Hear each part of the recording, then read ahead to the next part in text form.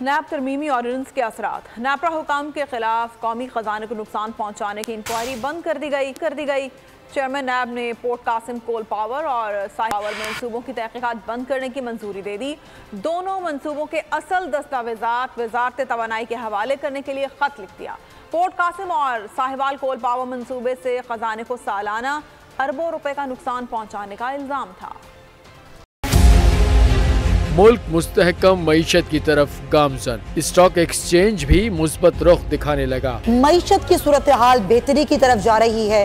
ہم IMF کے قرضہ ملنے کے بعد اس صورتحال کو بہتر مزید کیسے کر سکتے ہیں؟ قرض بحالی کے روشن امکان، بول نے نبھائی اپنی صحافتی ذمہ داریاں، مہنگائی سے پریشان عوام کے لیے اٹھائی آواز۔ رپورٹر اور اقتصادی ماہرین کے سب سے بڑے پینل کے ساتھ بول کی مشن معیشت کی سب سے بڑی ٹرانسمیشن 63% عوام نے دیکھی اپنی اسکرینز پر۔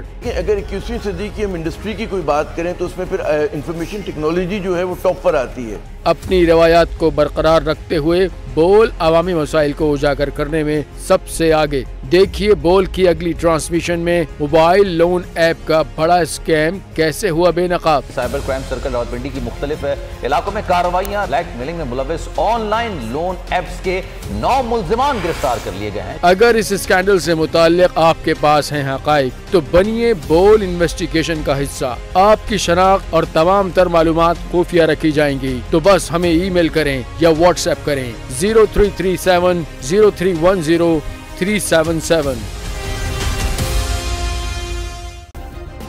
سبسکرائب کریں اور بیل دبائیں تاکہ کوئی خبر رہ نہ جائے۔